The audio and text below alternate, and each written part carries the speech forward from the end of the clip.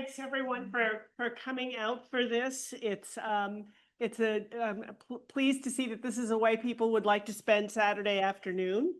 I'm going to be talking about, in particular, the African American migration to Bridgehampton, and we're going to be talking mostly about the 20th century. So this is not the beginning of African Americans in Bridgehampton. We're not going to be talking about the slavery era. Now, Donna Marie Barnes was supposed to be here. She's probably on the way. If you want to talk about slavery, Donna Marie is the person to connect with. Go to one of her talks to hear more about slavery, because I would end up spending all of the time on that. And Ann Sanford, who's here, has some information about the slavery era as well in her wonderful book, Grandfather Lived Here. We're going to start with a little bit before the Great Migration. I want to talk about what Bridgehampton looked like when people arrived, who was here, and probably the most prominent Black family at that time would have been the Marshall family. Irving was one of three grandchildren of Frank Marshall, who arrived in the 1880s. He was the son of Thomas Marshall. He was born here in Bridgehampton to an African-American father and a Native American mother, Shinnecock. And he was, he's one of many examples of things in this talk where you could do a whole book. He was a celebrated violinist, one of the founders of the South Fork Chamber Orchestra. He was a prize-winning gardener. He competed with and won with the ladies of the Eastern End, and that is not an easy thing to do, to win competitions against those ladies. He was an accomplished golfer. He started as a caddy, as lots of caddies do, when they built the Bridgehampton Golf Club down here. And I think it was, Ann, help me if I get this wrong, 1909, he made 15 cents for caddying 9 holes. And actually, that was good. 15 cents, and he was happy to have it. He was a huge basketball fan. There is a plaque to him in the Bridgehampton gym because during his days he was such a part of their world, and an overall good citizen of Bridgehampton who people came to time and again across his life to facilitate lots of matters. Also, I can't prove that the first Virginia family, the first man from Virginia to arrive, was Beverly Stewart. Now, the name confuses people, and it shows up in documentation with about 3 different spellings. I always go by the spelling that's on your tombstone, by the way, for future reference. And the spelling on his tombstone over here at Eastwood is Beverly, and that shows up most frequently. He was born in 1859 in Newville in Sussex County, Virginia. He shows up in the census as living in Sagaponack by 1900. He's a husband and a father by 1910.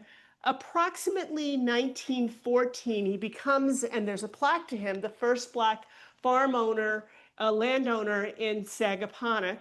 And he and his wife, Sarah, who was also from Virginia, so they had a long-distance romance, were one of the founding kinds of couples involved with the First Baptist Church of Bridgehampton. She comes several years into their marriage. So he's going back and forth from Sagaponack to Virginia before cars, you know, to keep this relationship going and to tell people. And key in this, of course, is before World War I, which we think of as the beginning of the migration.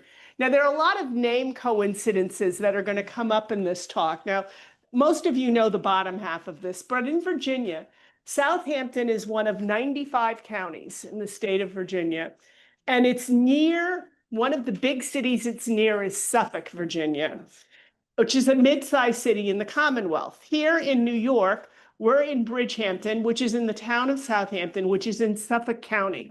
So when I'm tossing around Southampton and Suffolk and all of this, I'm going to try really hard to say what state I'm talking about, because it could get confusing. As I mentioned, the key dates, whenever anyone talks about the migration of Blacks from the South to the North, they talk about World War I. That enables men, Black men in the South, to see the world beyond where they have grown up. And in World War I, we get lots of soldiers from the South, from Virginia, and many of them pass through Camp Upton on Long Island in New York.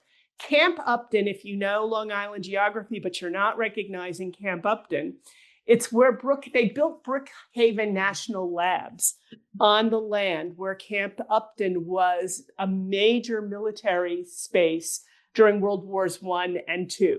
So if you know where Brookhaven National Lab is, you know where Camp Upton is, and you can picture being a soldier there and what you're going to do on your leave time when you want to get out of Yaphank, right?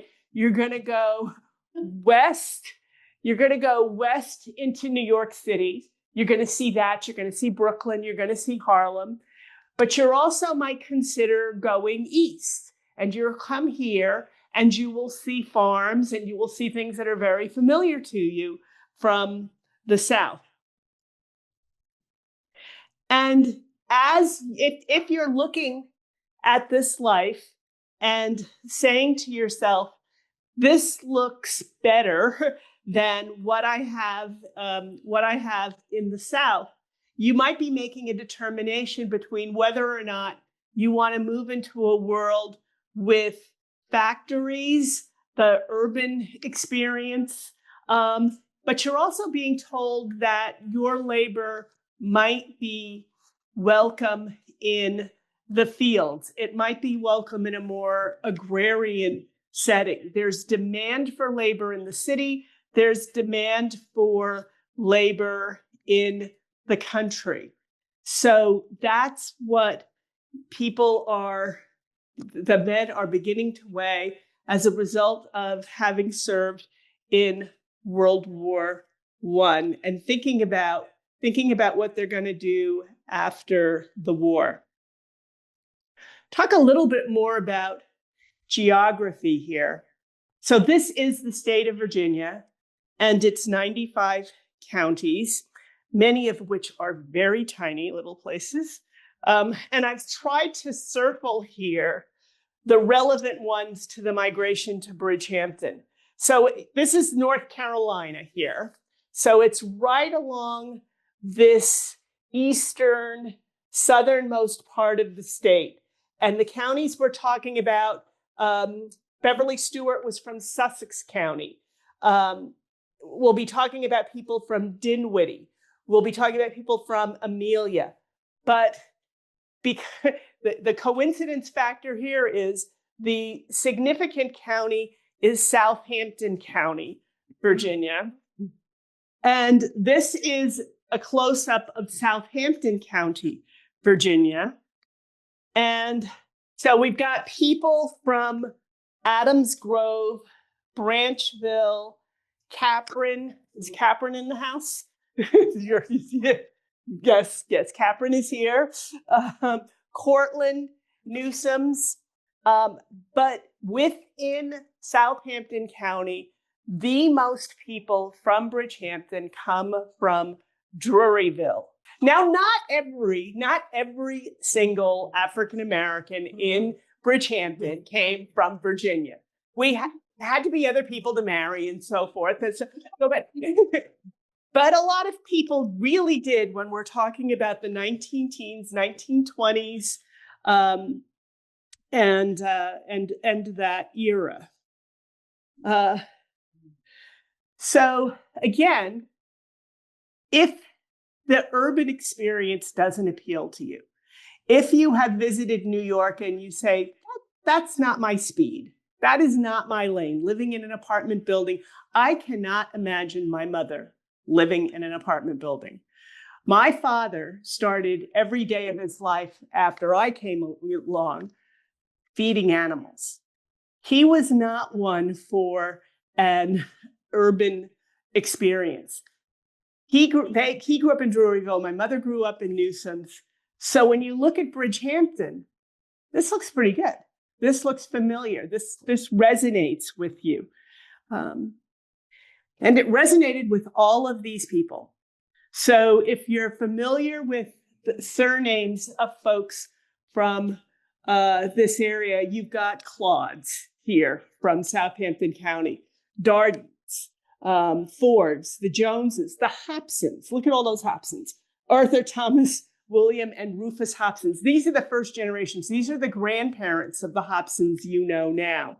Parkers, Smiths, Sarah Stewart, the Squares. And here's my folks, all these Turners.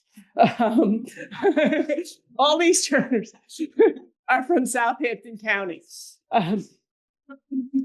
Weiches. Look at all these Weiches. Okay, if you are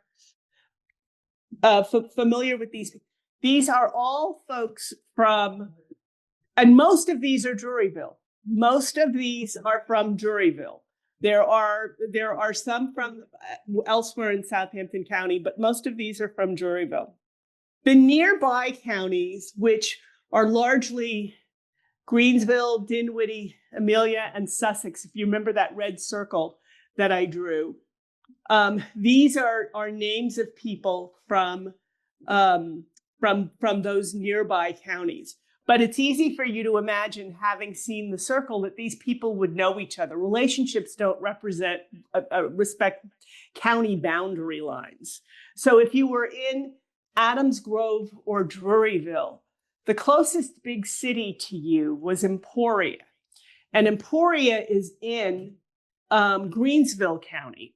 So when they built a high school, which they did when the two younger of the four boys in my grandparents' family were able to go to high school, they went to high school in the next county. They went to high school in Emporia in Greensville County, even though they lived in between Adams Grove and Druryville in Southampton County. When the older brothers, my father and the firstborn, were coming up, there was no high school they could go to.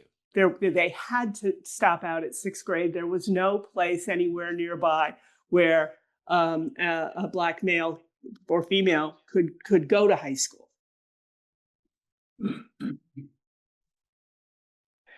So why leave? If it's such a pretty place, why leave? These photographs of Confederate soldiers, one's from Greensville, one is from Southampton County, are photographs I took last year. Okay, 2024 is when I took those photographs.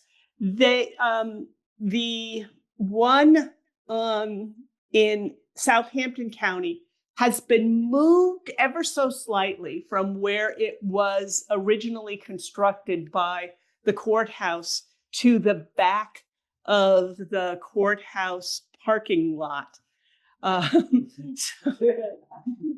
And it is always festooned with flowers, with Confederate flags. It's very well taken care of, as is the one in Greensville. Now, this was interesting with the one in Greensville, because the Greensville County, the Emporia City Council flipped. It went from a majority white city council to a majority Black city council in the 2000 teens. At the first meeting, when it was majority Black, they said, we need to move the statue. We need to get rid of the statue. That is, picture, a way to explain where it was. Are all of you familiar with Sag Harbor? Yes. Okay. Picture the movie theater, the Sag Harbor movie theater. Okay, the statue was there in the equivalent of Emporia. Okay, that is where it was in the equivalent of, that's where it was until 2017. So they said, what are we going to do with this? Because they didn't want to take it down. So they came up with a really brilliant solution to the problem of the statue. The cemeteries there are segregated. So there's black cemeteries and white cemeteries still. So the white cemetery had Confederate Avenue on it, where the graves of the brave men who fought for the Confederacy are all taken care of. So they moved their Confederate statue to Confederate Avenue in the cemetery. So you can go, but they still take very good care of it. So it's a little bit more remote than the other one. But I'm using this as an example to talk about the mindset of those communities. And if this is the mindset now, imagine what the mindset was historically at the point at which the Blacks were making the decision whether or not to stay, whether or not to leave. There's so many pieces of evidence that I could use to support this point. There was an article. In order to do this research, I looked at a lot of historic newspapers, and there was an article in the newspaper about people who had gone to observe a execution in an electric chair. And they went, and it was when electric chairs were first invented, right? This is, the 1920s. And so there's this report, how do electric chairs work? Well, it was a hot mess. They had to run the thing 2 or 3 times before the gentleman,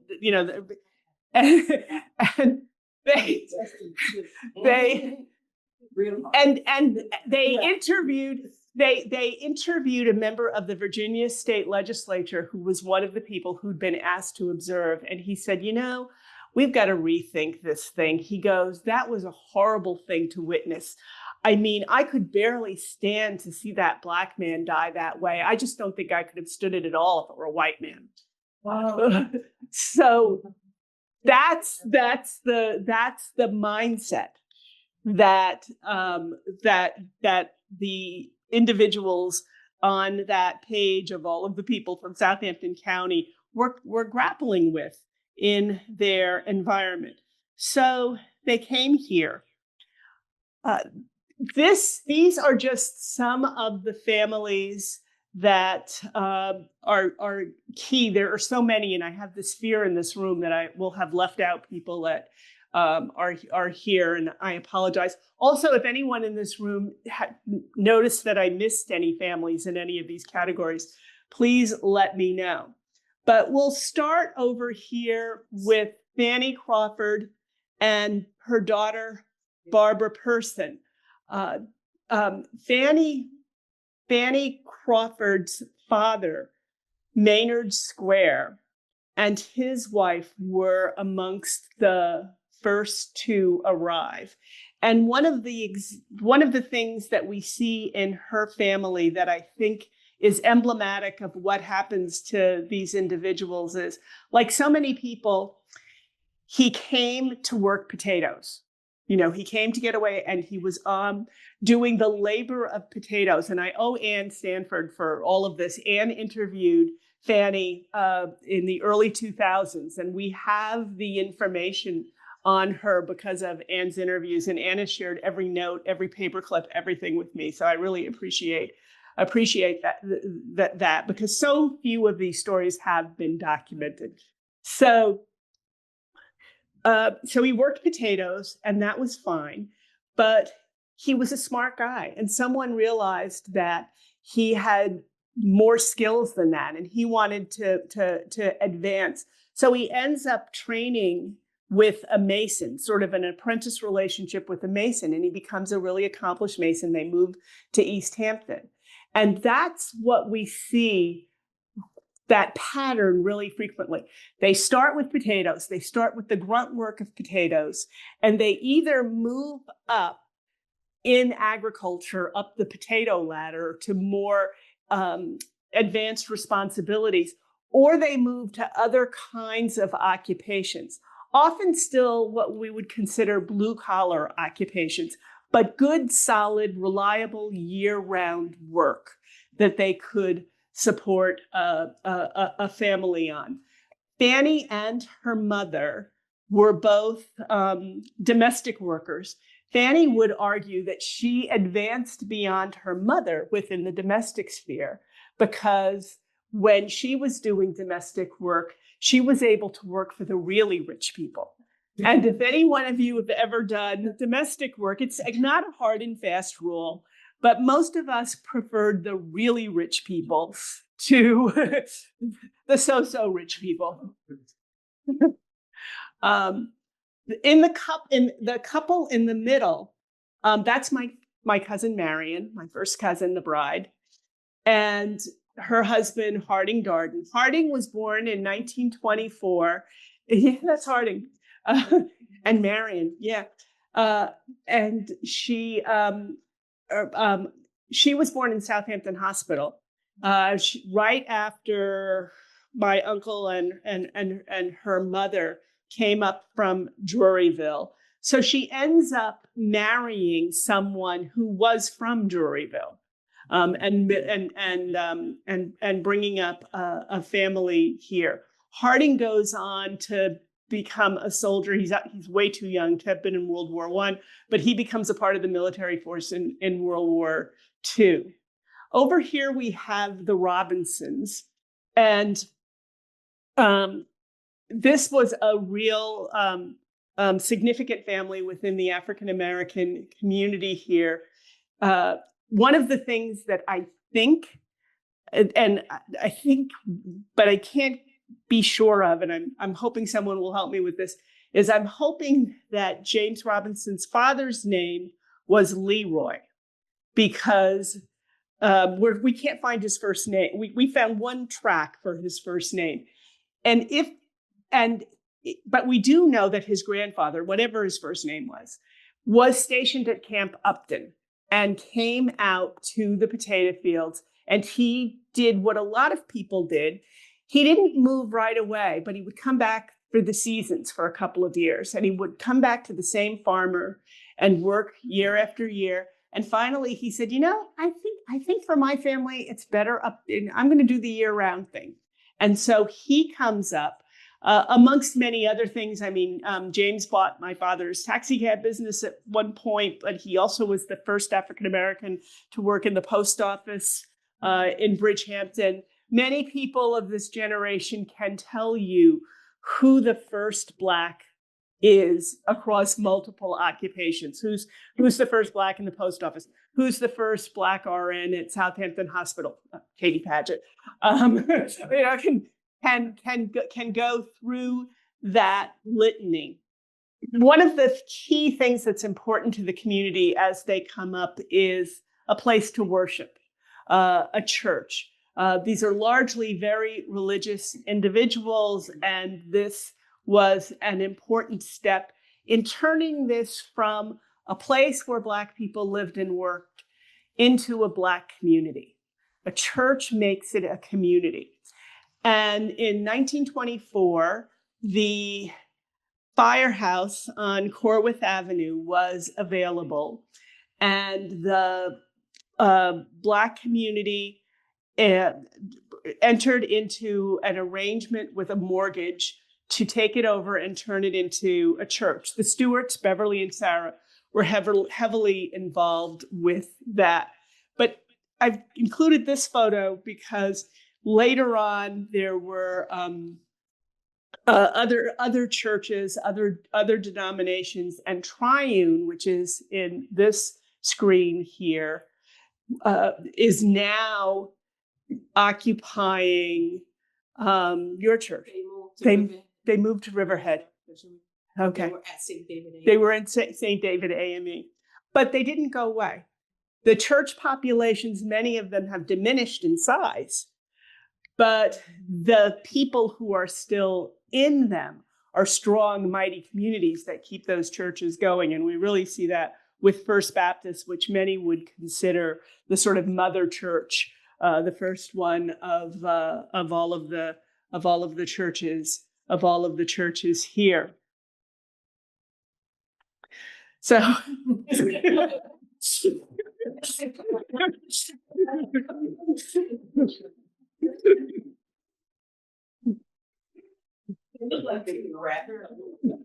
so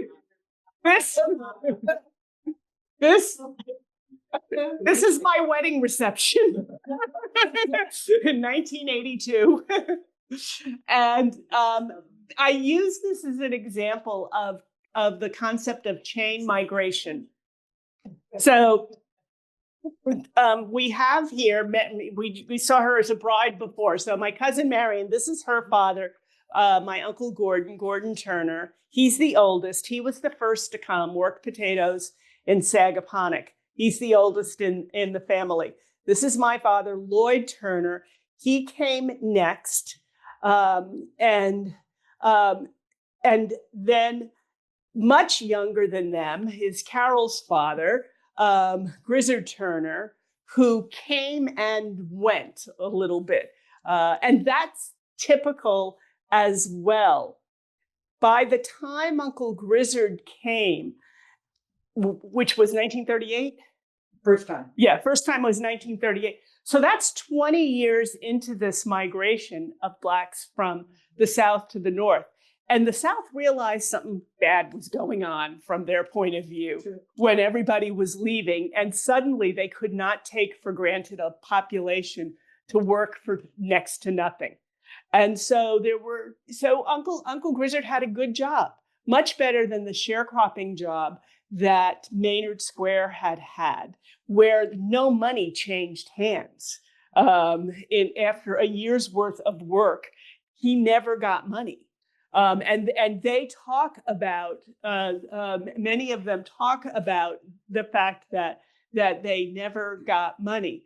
And we think that Uncle Gordon and my father probably heard about Bridgehampton from their father's cousin, Junius Parnham, who served in World War I and was part of the group that had discovered. So it's a chain. One person tells another, and you tell the person down the street, and you go, here's a good farmer to work for. If you can, kind of stay away from this guy. He doesn't, all of the things that networking does for you, they did. So 1930s to 1960s, we've talked about people who try to advance within agriculture. I think that's what Uncle Grizzard did, moved up the ladder. But the other thing you could try to do was, as the community's growing, the Black community has needs.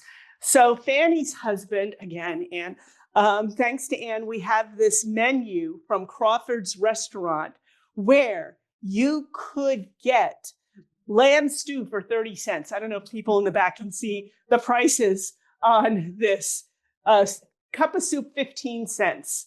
This was in their home on Narrow Lane, right? There were no food inspectors, none of that. This is my father and my older sister, Ethel, in front of the Turner Market, which was on the corner of Sunrise Avenue and Sag Harbor Turnpike, from the 1930s through the 1950s. His MO was serving the needs of the Black community that was coming to serve the needs of the potato folks. So this was a place, and one of the things that when people talk about remembering the day, this was one of the only places they ever knew of where my father would sell you one cigarette. One cigarette. You didn't have to buy a pack. If you only had enough money for one cigarette, you could buy one cigarette. My mother would make sandwiches for the migrant workers to go on. And then over here is Junior Brown, who is often considered this is at least one of the first Black-owned businesses on Main Street in Bridgehampton. And so in 1930s, 1960s, people are making this home in ways other than agriculture, but that serves the agricultural sort of ends of the community. Every time the potato industry loses a front-end Black laborer, it's got a problem. all of these other things it needs, but for several months a year, it needs a lot of labor. A lot of people doing grunt labor. So as the crop is successful, as the farmers are expanding, they need frontline laborers, but they only need them a few months out of the year. And we begin to get the kind of migration that we think of very often today with people who are following a crop. So they're not checking a place out. They're not going back home to Virginia to see how things are many of the first migrants in that Virginia group were actually property owners in Virginia. And they would come up here and work the crop to make the money to pay their property taxes back in Virginia. So there's a need for frontline workers, and all of the things that there's a wonderful book about this by Mark Torres on the migrant labor camps. It focuses a little bit more on the North Fork, but many of the things that he says about the North Fork apply here just as well. And it's where you've got agents. You've got these middlemen between the potato farmers and the workers whose job it is to attract people, to convince them, often telling them stories that aren't true about what the circumstances will be and so forth, sort of preying on people who don't have a lot of options in terms of what they are going to do. All of this sort of turns into a key moment in the history of Bridgehampton on October 23rd in 1950, in a what was referred to in the newspaper as a shanty that was 11 by 24 and had been a chicken coop before. A family with 11 children and 3 adults lived in it, with a kerosene stove at the front of it as the only source of heat, in front of the door that was the only enter and exit point for the building. There was a Saturday night, and the 11 children were there with their mother and their aunt. Another migrant worker came to date the sister, got mad when she wouldn't leave with him. They got into a fight. The stove got knocked over. The place went up in flames. They got 9 of the 11 children out, including the 2 youngest, who were twins. But the 4-year-old and the 2.5-year-old perished in the fire. And the community, the community reacted to this with a great deal of concern. There was a citizens committee formed, and lots of people were from Bridgehampton to talk about there are all kinds of things they could have done. But the result that was the most tangible was the creation of the Bridgehampton Child Care Center. And the forces behind that, now you see, I told poor Connor that I wasn't going to go back and forth like this, but I can't help myself. So the forces that were behind this were some leaders within the community itself. The pastor of First Baptist at the time was Reverend Collins. Boy, could you write a book about this guy. But this is a different story. He represented the church and the Black community in these meetings. This is Dorothy Adams. She's married 3 times. Dorothy Adams, Bush, Hamilton, Walmsley. Very wealthy Smith graduate, very involved in women's issues around the world. Worked with Margaret Sanger, and she lived by the ocean. And then H. Binga Dismond, who Doan's grandmother knew, was in the pioneering group of upper middle class Blacks who settled in Sag Harbor. So he's over in Azure Rest, but he's connected with the Turnpike, and together they develop a strategy for building a child care center. Hisman owns property on the Turnpike, which he allows to be used temporarily. She gives $6,000 to buy the land that the child care center is on now and has it written into her will that if the mortgage is not paid off by the time of her death, the remainder will be forgiven. And so it is forgiven. And he also sets up office hours for the community for medical care on the Turnpike as part of this. So that was their grappling with the situation that had happened on that night. In tracking this down, there's so many stereotypes that are embedded in this basic story. But I tried to figure out what happened to the Jenkins. And my cousin Carol here has been my research assistant on this project. And she's been upstairs here with Connor going through the Bridgehampton newspaper because it's not online yet and it's not searchable. So she goes through copy after copy. We're trying to find the coverage of this.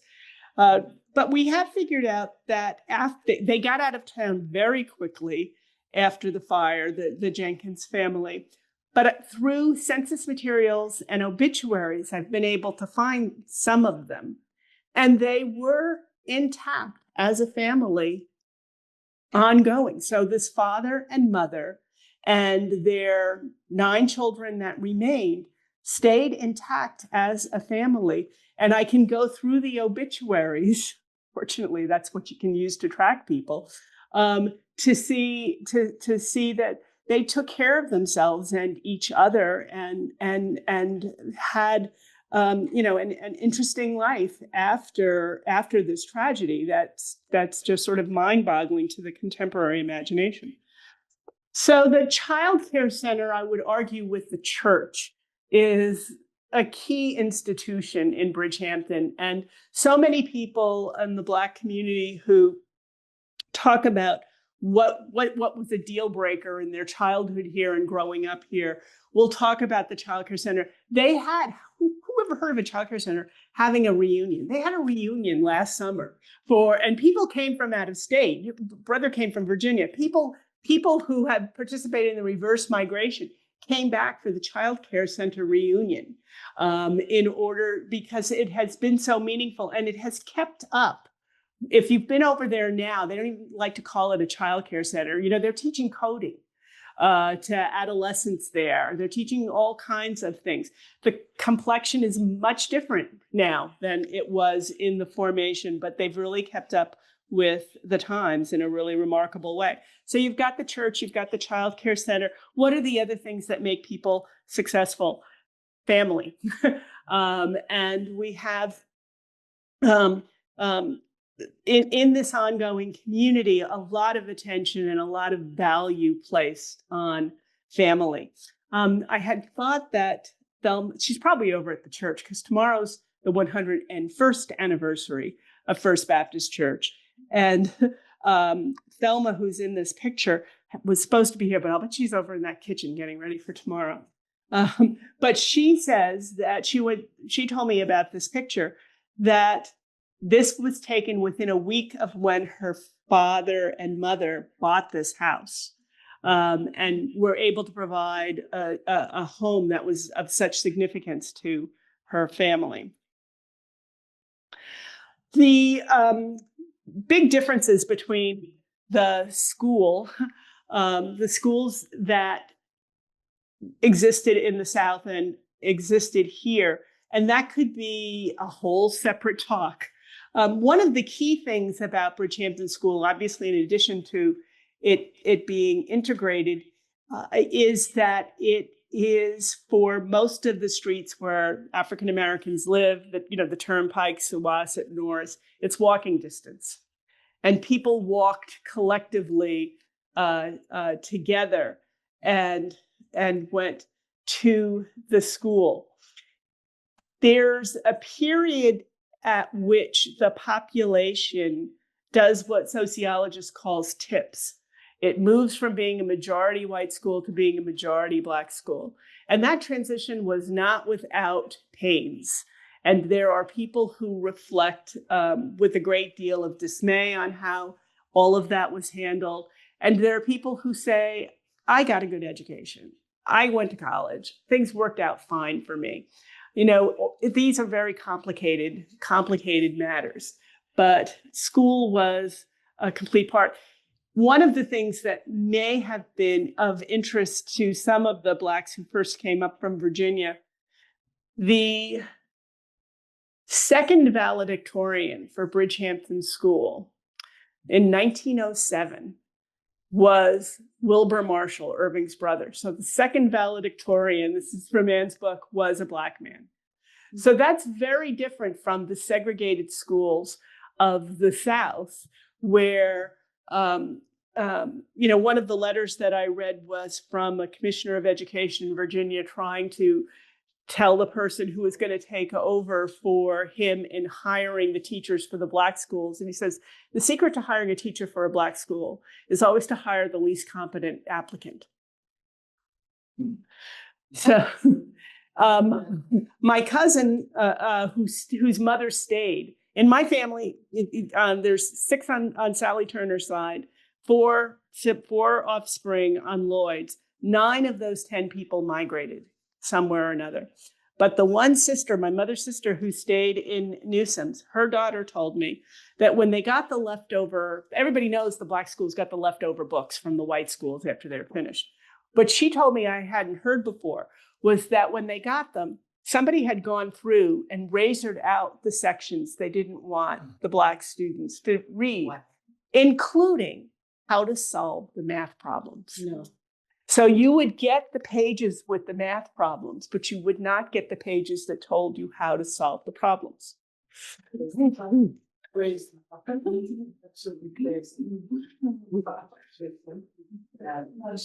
So by this generation, Bridgehampton really can be a microcosm of the sort of society at large. The 1950s, 60s, 70s, in terms of racial issues, were very, very prominent on the national scene. They were prominent in Bridgehampton as well. One of the moments that was highlighted nationally, of course, was the night that Martin Luther King Jr. was assassinated.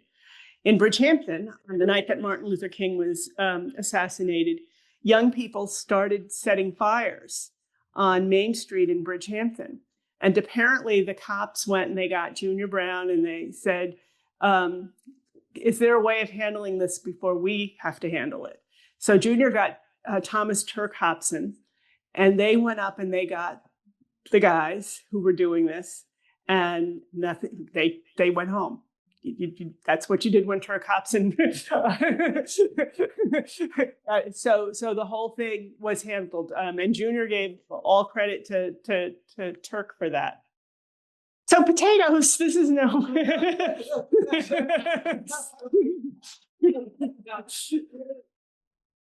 So the buildings that below minimum wage workers used to pack potatoes into have become trendy. And the potato industry has become highly mechanized, so that need for lots of labor for those farms that are left is not there because of machinery. And so many of the places that used to be potato farms have been turned the structures into places like this, and the fields into wineries and places that grow shrubbery and all kinds of things like that.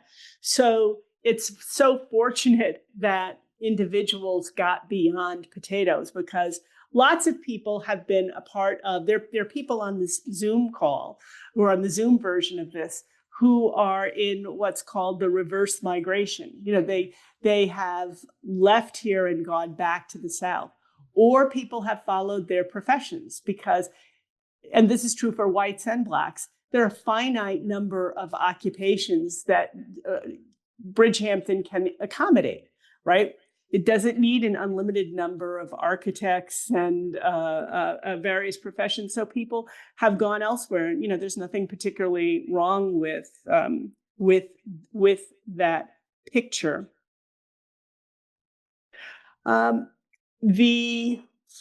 many of the black and white images that I'm using are from a book that was published in 1974 called The Other Hampton by Judy and Calvin Tompkins. And this picture is in the book of young Amos Weich and Billy DePietris. And then this is Easter Sunday, 1974. And that is Joanne Weich in the afro at the far. And Joanne, and so now in the middle, we have Amos and Joanne last December at First Baptist Church. And that's Amos. Yeah, that's, yeah. Amos was a huge athletic star in Bridgehampton, and he went on to law enforcement. I believe he was on the governor's security detail for a big chunk of his adulthood. But like everyone else, not everyone else, but like lots of people, he comes home for important occasions, for a sibling's birthday or a church anniversary or a childcare reunion. So that I was able to get the two of, Joanne Weich Brown is her name. She both was a child taken care of at the child care center and an employee at the child care center at one point in her life. And this is from the anniversary last year at First Baptist. It was accompanied by so it started out at the old church, which is now the DIA Institute, the Dan Flavin Institute over on Corwith Avenue. They've actually kept some of the artifacts from the original church that are part of the exhibition there. So the Faith Walk started there, and then they closed down Main Street, Bridgehampton, in the Hamptons on a Sunday morning so that the congregation could march down Main Street to the new church over here on the Turnpike. During the services, the mayor, there were proclamations read, all sorts of people from the community were included. And I think about those folks who came originally from Southampton County and those counties in Druryville, and what they would think about 100 years later, what they would think about whether or not they had made the right decision in coming here. And I think that many of them would say, we did all right by them. We did all right by them. And I agree. Thank you.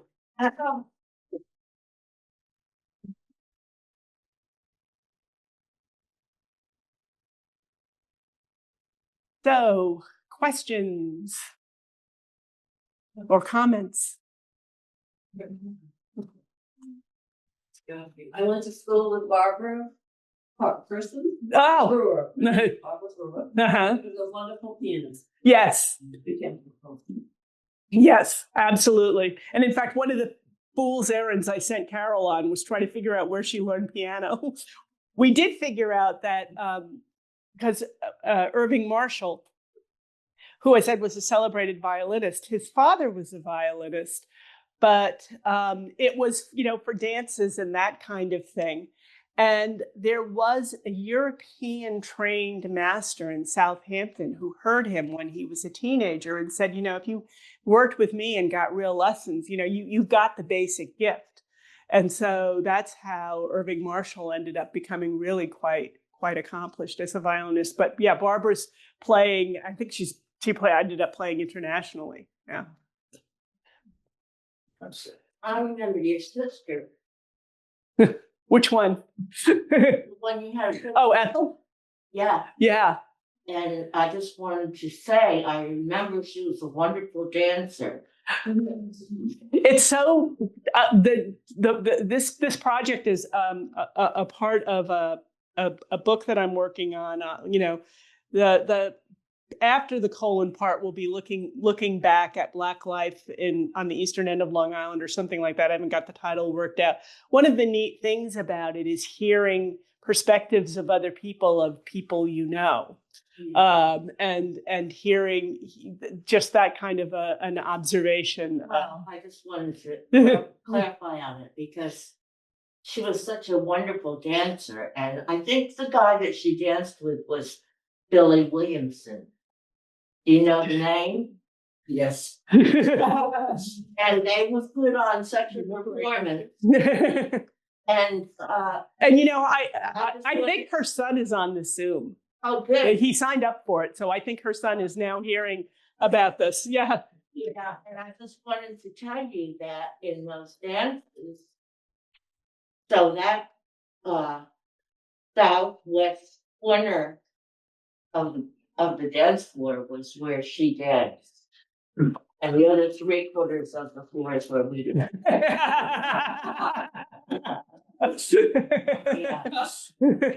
Yeah. One of the, could you explain, or at least I read during World War one of the reasons that the Black troops were treated differently, obviously overseas, than they were here in the South. And when they got home, they sort of figured out that life was a little better in Europe than it was here, and that's one of the reasons why they started searching or making alternative plans to come north. Yeah, and the key group there were the group that everybody thinks of as the Black soldiers from World War I, although it's just one section of them, and it's the Harlem Hellfighters.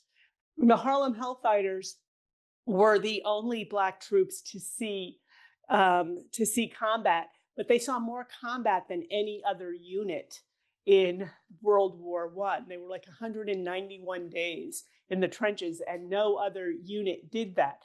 They were not, okay, so they're American soldiers, but they were, the French leadership had said to the American military, we need more men. And so the American military said, well, we'll give them these guys, and gave them then. But so they were treated, I have a line in this chapter that says they weren't treated like white American soldiers. They weren't treated like Black American soldiers. They were treated like French soldiers because they were under French officers. And so they performed so heroically. They got every major award, military award in France. This makes the newspapers here, and it brings, for people with a conscience or people who just, didn't know better, like, maybe we should revisit the assumptions we've made about Black people. Other people aren't even going to go there. But some people are like, this sounds pretty, this sounds laudable. There was a huge parade before the war, and a military person had asked if the Black soldiers could participate in the parade before the war. And they were turned down. And the reason they were turned down was it was supposed to be a parade that exemplified the rainbow that was America. And Black isn't a color in the rainbow. And so that is in the military language. They said that when they came back, and all of the French newspapers had celebrated them. They'd gotten all of these awards. And I encourage you to go on YouTube or something, because there's some footage of this in various kinds of places.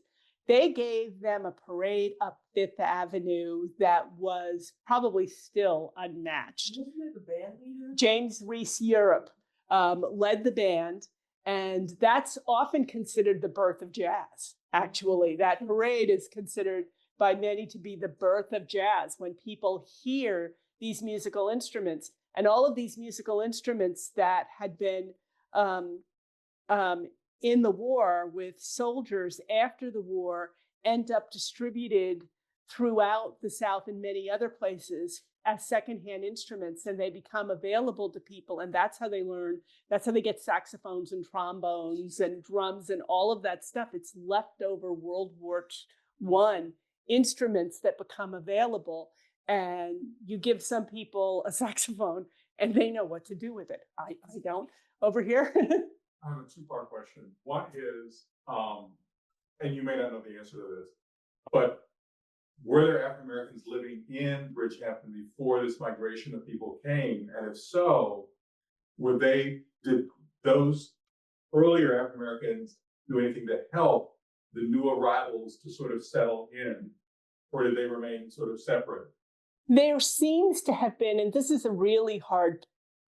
it's a really hard point to document, but it seems as though the very small population that was here was welcoming to the new people, because it is such a small population. New people, again, it expands the dating pool. It expands the possibilities, and it wasn't a situation where there were new people coming in and that was taking jobs or a resource away from people who were already here.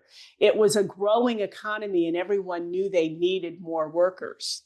So with that growth, there was no particular threat that came from having new people. Now, Anne, do you agree? Yeah, I do. The one thing Yeah. I was actually thinking about as you asked your question was those of us who were, around in the late 40s and 50s. I know when my mother would ride around, on a boring Sunday and go through the fields. And the number of small, I think they were called tenant houses, that were in the middle of a potato field. Especially in Sagaponic, but there were a few in Bridgehampton. So those were very much intact families. And I don't know, I don't think I ever have known the names of the people who did that, but they would have been out on Main Street and with friends on the Turnpike, and I'm sure welcoming. Yeah. And you had another question? Yeah, you had mentioned the fire of the converted chicken. Yeah. Where 2 young children died. The man in the middle, I can't remember his name, but you had said he was from Sag Harbor. Yeah. Was there a relationship between African Americans in Sag Harbor and those in Bridgehampton? Yes and no. He was an interesting. Virginia also. He was from Richmond, Virginia, but he had gone to Howard and then medical school at Meharry, I believe. I'm pretty sure his undergrad was Howard, medical school at Meharry, and then the Navy, and he was on the he was his New York affiliation was Harlem Hospital. And I think he had patents for some device that he invented that has to do with the pumping of the heart. It's just fascinating. He wrote poetry, fluent in French, just a womanizer.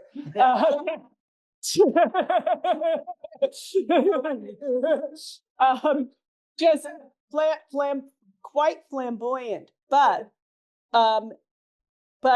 he did realize that he felt an alliance and an allegiance with the community on the Turnpike, and many, but not all, of the more affluent population that came to Sag Harbor felt that way. So if you look at the history of the directors of the Child Care Center over time, Bob North in the 1960s was somebody from Sag Harbor Hills who and was considered one of the most successful of the directors. Kathy Tucker, yes, in the 1990s was considered one of the most successful of the. So there and it tended to be more the males than the females, and the reason for that is the Sag Harbor parents did not want their daughters marrying Black men from the Turnpike. What was that doctor's name, by the way? Desmond. And I grew up hearing, because I grew up hearing my parents reflect on, oh, I wish Dr. Desmond was still around. So when I started doing this research and I actually saw his name in writing, I realized I had been mishearing it all of this time and that it was Dismond, Dismond. Don't feel bad. I was a patron. I thought it was dead. Laura? Two questions. One was, has there been any genealogy done? Because I know that the original, I had ancestry done, and I noticed that I was an ancestor. I am a descendant of some of the original enslaved Africans in Virginia, Halifax County. Which went to Philadelphia. So it was interesting that you said that. I'm saying, has there been anything done here in terms of that, of those original Africans? Not collectively, only something that like you did, like some individuals may have done their own, but I don't know of any collective project. Okay. And another question too is, which I'm going to piggyback because I grew up coming out here. How is the relationship now with the Sag Harbor Bridgehampton Alliance? How many people here are from Sag Harbor today? Thank you. I think it's select. My family is a bridge is a bridge family because my parents started out. My father had his store on the turnpike, then he had his farm in Bridgehampton. When he started the farm, he moved my mother and me to the house in Sag Harbor Hills, and we were year round, like Joanne. We were year round African Americans in Sag Harbor, which is a different category, we would argue, than the summer African Americans. So, but we're kind of people because if you know Mike, the Gileses, the other Turners, Rose Turner and all of those, they maintained their allegiance with First Baptist Church. So they were coming back to Bridgehampton and they would be going to Pinckney. So they were sort of bridge people in between the two communities. But it's uneven. Yes. You spoke about a project you were working on, may or may not be part of what we've heard today. Is this, you said you're looking for a title for a project. Is this part of that? Yes. Yeah, it's a book on my perspectives of, having grown up here and being having spent a career as a specialist in African American history and culture. A lot of, they're in the room here. Georgette back there and Brenda here have all said, you're a professional scholar. Why don't you write the history of the Black community from sort of east of Shinnecock? Joanne has been on me about this. Why don't you do something? And so now that I'm retired, I am doing something. So it will be, so it will be a book, but it'll be a book, but, and as I said, my cousin Carol here has been my research assistant, and we have gathered so much information that will never be in the book. From reading all of these newspaper articles and looking at the census material, and it belongs somewhere. And so I have all of Judy Tompkins' pictures. Her daughter, I tracked down her daughter and said, what pictures didn't end up in the book? And her daughter's a lovely woman. So this right here, this is an example. This is in the book. Amos and Billy DePetrie is in the book, but this is not in the book. And so I have all of these pictures entrusted to me to get to the community. And so Connor wants them here, so I'm interested to hear comments on that.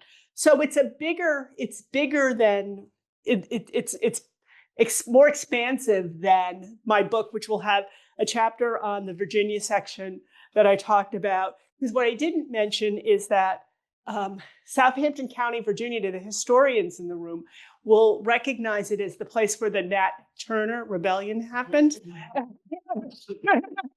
And so, which if you don't have slave insurrections at the top of your brain all the time, it was the one that resulted in between 55 and 60 white deaths. And there's a lot of Turners in Bridgehampton. So there's a chapter on Virginia, a chapter on Bridgehampton, a chapter on Sag Harbor. They're going to kill me. I'm combining East Hampton and Southampton into one chapter. They're just going to have to live with it. And my father's farm, which when I have talked about this project, and when people who have been around long enough go, oh, you're Lloyd Turner's daughter. I've gotten all of these stories. Carol has heard from so many men when they figure this out. Oh, I worked for Mr. Turner on the farm, and that taught me a work ethic, and all of these great stories about my dad. The whole East Hampton Trails Association, they said they found out those trails existed because they rode my father's horses in the 1960s, and when my father died, they said, who's going to take care of the trails? So they started the trail. So there'll be so that's the project that I don't have a title for. Joanne? You don't have all the pictures in the book. Will there be an online? Yes, that'll be really important to me. Yeah, open source and open source and available is challenging too, because there are some photos that people might not want. Some of the photos that aren't in the book are unflattering. And why would I want somebody's grandchild to find this unflattering picture of their grandmother, in a sort of a derogatory kind of a picture online? So I'm sort of grappling with how to handle that. But certainly my goal is to get this out there. One of the things I have to explain to my students now is that they take for granted that pictures are an unlimited thing. They walk around with a phone and they can take pictures at any time. And they don't know that you used to buy film and you had to have a camera and you had to have it developed and then you had to save the pictures. So that the picture that the straight out of Druryville picture of our fathers and our uncle, we have no other picture of these brothers together that we know of. The only one is my wedding reception, and I'm the youngest in the mix. In 1982, because pictures there's I had to show you the Stewarts' gravestones because I have no pictures of the Stewarts, and so I think a great exhibition would be great. Yes, let's talk. I think you should have a continuous, just like you have at the Met or wherever, there should be a room or 2 rooms or 3 rooms of this. Is Connor here? I mean, it shouldn't just be you pulling it out just for Black History Month thing. Yeah. It should be a continuous thing. Yeah. Because, this is American history right here. And truly, the authentication of the Great Migration is like Harlem. Yeah, no one ever talks about the rural. Yeah, the perception is always they went from cotton fields to factories. No one talks about people who liked fields. They just didn't like Jim Crow, right? They liked being outside. They liked, I can remember watching my father walk across our farm in the morning, as I say, to feed animals, just taking a deep breath, and he liked the outdoors. He would have imploded in a building for any length of time. Yeah. So, it's quite warm in here. You're a very patient group. I think they've got some water and juice out there. I'm happy to answer questions informally, but thank you all for coming.